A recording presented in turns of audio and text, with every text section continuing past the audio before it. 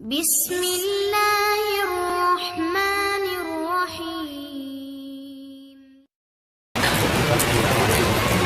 Para guru, para masyayikh yang terhormat, ada bersama kita Kiai Haji Baharudin, Kiai Haji Amrul Hamid, dan semua para kiai, para aparat.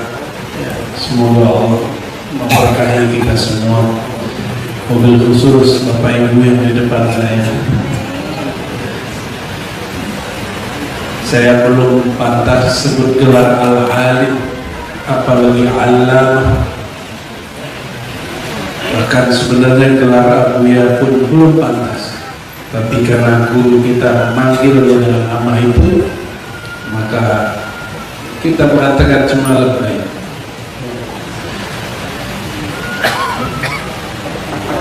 Thariqah Idrisiyah Ahmadiyah adalah salah satu anugerah di akhir zaman yang perlu kita syukuri. Dan negeri ini oleh apa namanya Pak Kiai?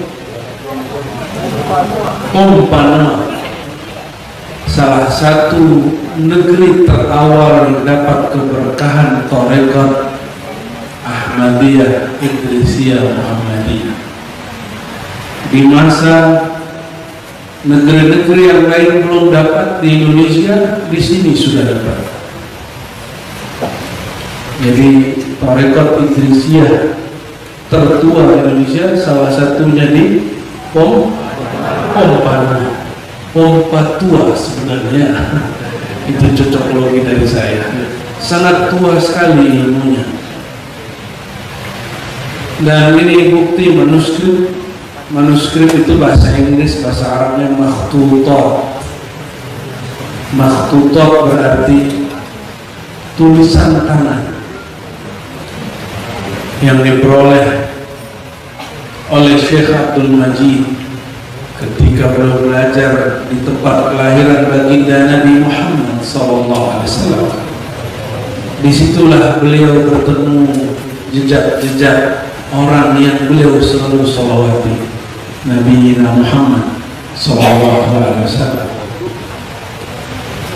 Saat itu di Mekah ada satu tempat di depan Masjidil Haram yang sekarang menjadi kantor dan istana, yaitu Jabal Abi Qubais, tempat dulu Sayyidina Adam pernah tinggal di sana.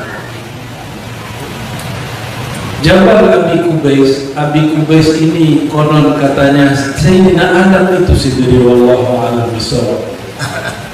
Itu tempat adalah pusat semua thariqah. Ada thariqah Naqsyabandiyah, Khalwatiyah, Qadiriyah, dan juga termasuk Syekh Muhammad Ali As-Sanusi. Beliau mursyid daripada Syekh Abdul Majid, memimpin thariqah di situ. Meskipun beliau kemudian keluar lagi ke Yaman dan balik lagi. Dan Syekh Abdul Majid termasuk Imam Lapeo, Syekh Muhammad Tahir yang berumur panjang, pernah jumpa dan dapat ijazah dari beliau. Jadi Lapeo, apa tadi namanya, susah sekali menghafalkan. Pak Pompano. Oh, mohon maaf. Pohon.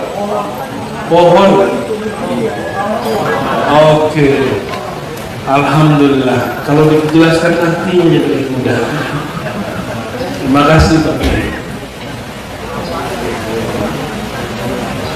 Syekh Abdul Majid dulu dapat hadis Sahih Bukhari, Kitabul Ilm, karena beliau punya manuskrip juga Sahih Bukhari.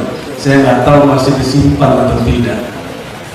Sayyidina Nabi SAW bersabda, hadis Abu Hurairah, Nabi SAW, tasammu bismi wa la tukannu bikunniti.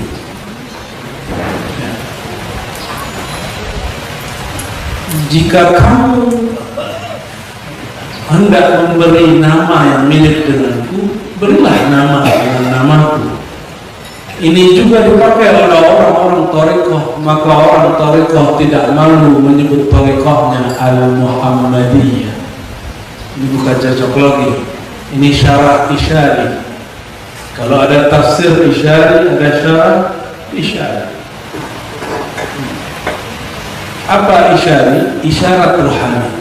Tasammu bismi, hendaklah kalian kalau ngasih nama boleh dengan namaku, tapi kunyah jangan kunyahku, jangan berkunyah Abul Qasim. Abul Qasim hanya Sayyidina Muhammad SAW di masa hidupnya. Adapun setelah beliau wafat secara fisik, maka dibolehkan ulama. Apa lanjutan hadisnya? Man ra'ani fil manam. Nah ini usul tariqah as-sufiyah wa bil khusus at-tariqah al-muhammadiyah, yaitu tariqah al-idrisiyah. Man ra'ani fil manam faqad ra'ani. Siapa yang melihat aku di dalam mimpinya, di alam bawah sadarnya, dia betul-betul melihat aku. Fa inna syaitan la yatamathalu bi, karena syaitan tidak dapat menyerupai aku. Ya. Tapi di ujung ada tambahan, ya. La yatamathalu bi, la yatamathalu surati, wa man kadzaba alayya muta'ammidan falyatabawwa maq'adahu minan nar. Siapa yang berbohong dengan mimpinya, dia tidak jumpa Rasulullah, dia kasih tahu itu Rasulullah, dia belum yakin itu Rasulullah, dia berhalusinasi, berkhayal bahwa itu Rasulullah. Falyatabawwa maq'adahu minan nar, siap-siap tempat dia neraka. Maka sekelas imam kita Syekh Abdul Aziz Ad-Dabbagh, muridnya Ibrahim At-Tazi, lalu muridnya Sidi Ahmad bin Idris Al-Idrisi, lalu dilanjutkan Syekh Abdul Majid, Syekh Muhammad Tahir, terdapat lain, dan masyayikh dimanapun mereka. Sekelas mereka mengerti hadis ini dan paling faham bahwa berbohong mimpi ketemu Rasulullah adalah dosa besar. Jadi kalau ulama mengatakan aku mimpi ketemu Rasulullah, itu tidak main-main. Kalau orang tidak percaya, itu urusan dia.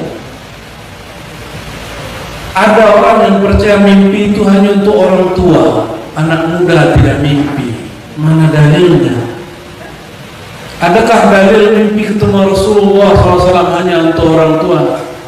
Betapa banyak yang sudah tua tidak mimpi Rasulullah SAW. Mimpi ketemu Rasulullah, melihat Rasulullah di alam bawah sadar, alam mimpi, alam gelombang otak yang tenang. Itu tidak khusus bagi orang tua, itu khusus bagi orang yang cinta. Kita kalau sudah cinta baginda, pasti melihatnya satu masa. Dan Sidi Ahmad bin Idris Al-Idrisi di dalam kitabnya dan kitab-kitab muridnya disebutkan annahu ra'a Khadiran alaihi salam. Beliau bertemu, bukan lagi mimpi, matanya, kesadarannya masih biasa, tapi dia sudah masuk ke alam mimpi. Inilah kekuatan dahsyat para nabi dan ulama. Sedang sadar, mereka mampu masuk ke dalam dirinya yang terdalam, alam mimpi. Inilah wali-wali Allah. Allah izinkan dalam keadaan sadar masuk ke alam bawah sadar. Ternyata oleh ahli-ahli psikologi, ahli-ahli gelombang otak di akhir zaman, mereka membenarkan itu. Orang-orang di barat percaya itu. Masa orang Islam yang akunya ahli fikih, bermazhab Syafi'i, akidahnya Asy'ari, bertarekat Sufi, tidak percaya itu terjadi.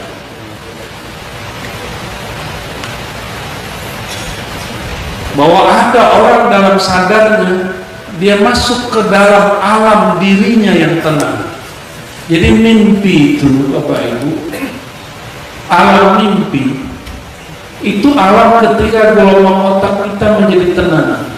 Ada gelombang theta, beta, apa macam-macam, itulah istilah orang. Kalau saya sebutnya sederhana saja, alam Baitullah dalam qalb, alam rumah Allah di dalam qalb. Karena qalbul mu'min Baitullah, qalbunya orang beriman itu baitnya Allah.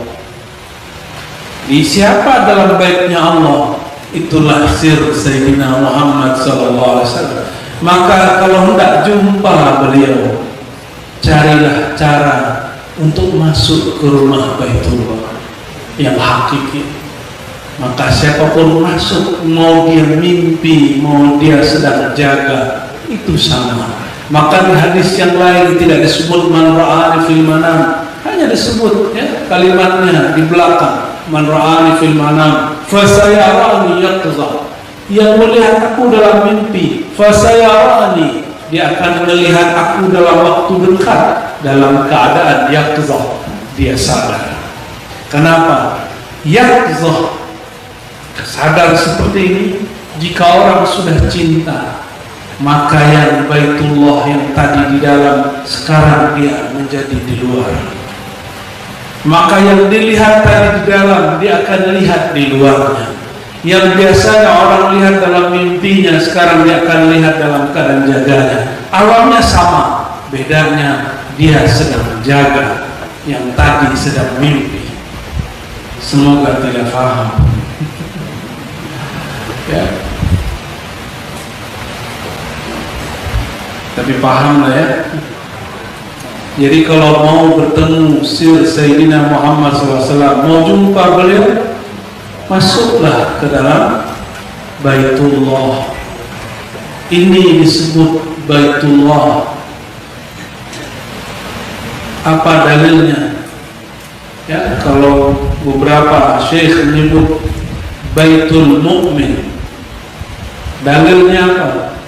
La yasa'uni ardi, la tasa'uni ardi wa la samai, innama wasi'ani qalbu abdil mu'min.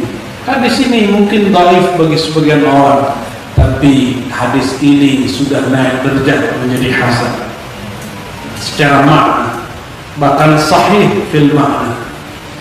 Tidaklah sanggup menampung nurku, pandanganku, ma'rifatku, anugerahku, langit atau bumi. Yang sanggup menampungnya hanyalah qalbu hambaku yang mukmin.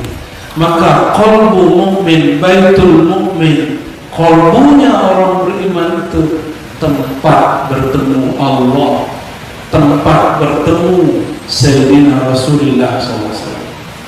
Tapi karena qalbu itu lebih luas dari langit dan bumi, hati-hati. Karena kadang orang belum masuk ke dalam qalbunya, syaitan menyambar. Kata syaitan, ini qalbumu.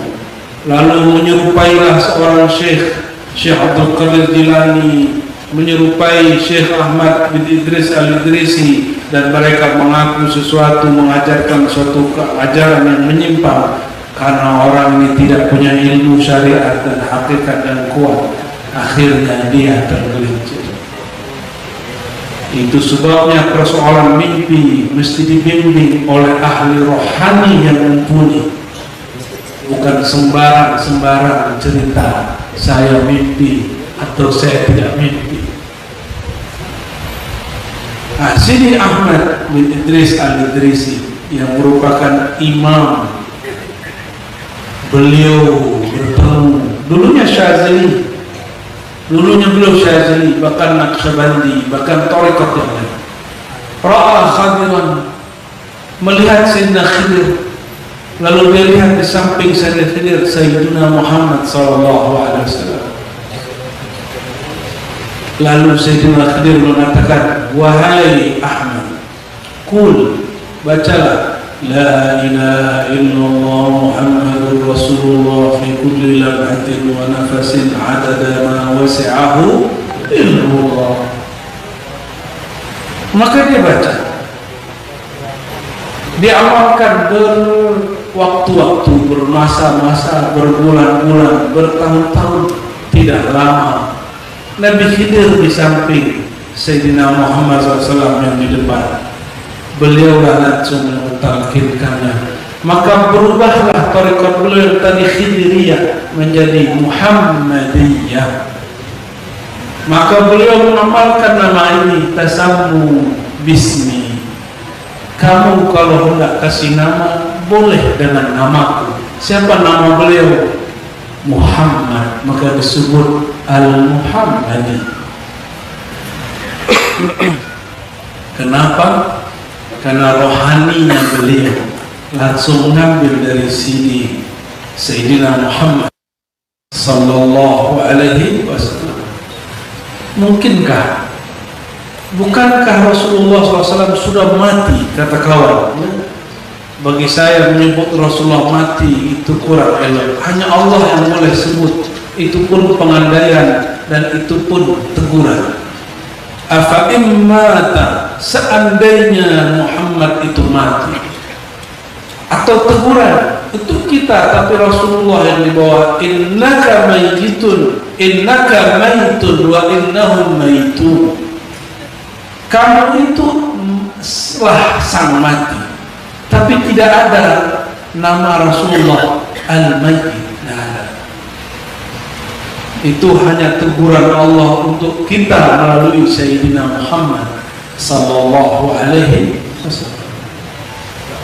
Betul tubuh beliau sudah ditanam di tanah suci Madinah, tapi rohani beliau tidak pernah ditanam. Rohaninya sampai hari ini masih ada, dan setiap ada yang menyapanya, beliau hadir di hadapannya. Cuma yang hadir itu tidak merasakan kehadiran beliau, karena kita terhijab oleh pandangan kasat mata, oleh akal yang masa iya. Bahkan kolbu pun terhijab oleh nur nama, dia tidak melihat yang punya nama. Maka yang bertemu itu siapa? Ruh baginda ketemu ruh Sidi Ahmad. Apakah itu mungkin? Mungkin, itu terjadi. Dan saya mau tanya, tapi ini jangan kaget, apakah itu khusus untuk Sidi Ahmad? Apakah mimpi ketemu Rasulullah atau bertemu jaga Rasulullah khusus untuk Sidi Ahmad? Adakah dalil yang mengatakan bahwa ini khusus untuk imam Sidi Ahmad Tijani, Sidi Ahmad Idrisi? Apa khusus untuk beliau? Tidak. Sampai kiamat itu akan berulang terjadi, bahkan lebih banyak. Karena Nabi mengatakan tidak tersisa di akhir zaman kabar-kabar gembira dari Allah, dari langit, kecuali ar-ru'ya as-salihah, mimpi bertemu Rasulullah SAW, bahkan dalam keadaan jaga.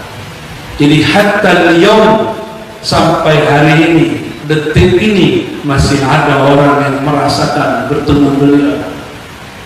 Namun karena ini bukan bab aqidah, ini bukan bab fikih, bukan bab ilmu kalam. Jika ahli fikih tidak percaya, itulah makom dia. Jika ahli kalam tidak percaya, itulah pemahaman dia. Yang sangat sedih jika ada mursyid atau orang tarekat tidak percaya, mungkin dia sedang membeberkan makomnya, bahwa dia tidak pernah jumpa baginda.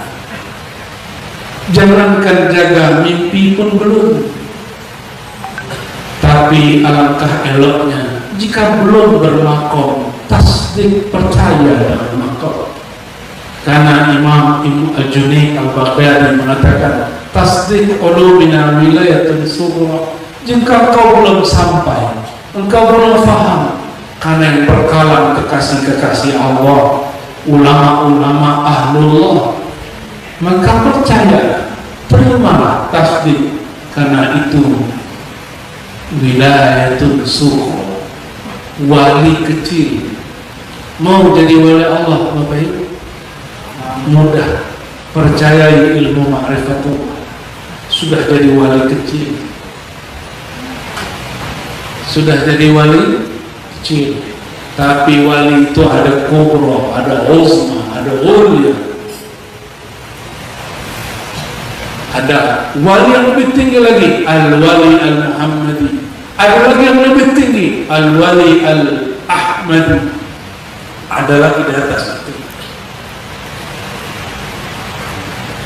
Tapi setinggi-tinggi wali, dia di bawah kaki para nabi.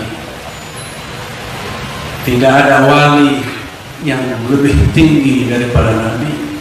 Namun kewaliannya seorang nabi lebih tinggi dari kenabiannya. Kenabiannya seorang nabi. Wallahu a'lam. Semoga musola ini disebut musola. Orang lama sebut musola apa? Tak lihat. Zawiyah. Ya, saya saran disebut namanya Zawiyah Syekh Abdul Majid. Ya, Zawiyah Syekh Abdul Majid Al-Muhammadi.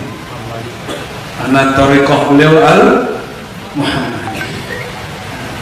Dan tariqah Al-Muhammadi ini tariqah yang mencakup 40 tariqah.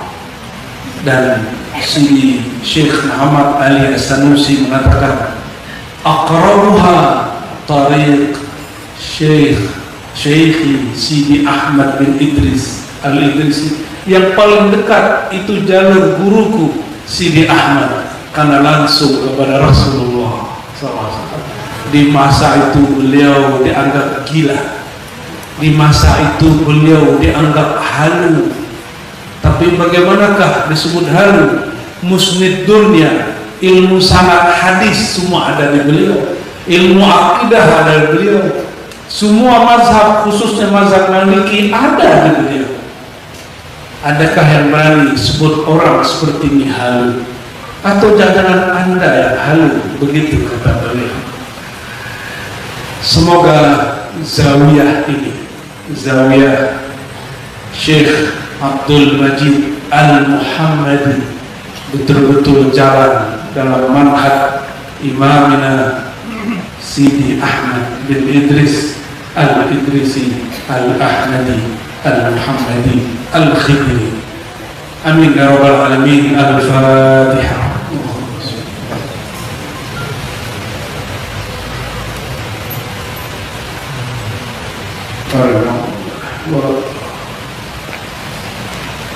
Barangkali itu oke, yakfi ya, karena jalan kami masih ada.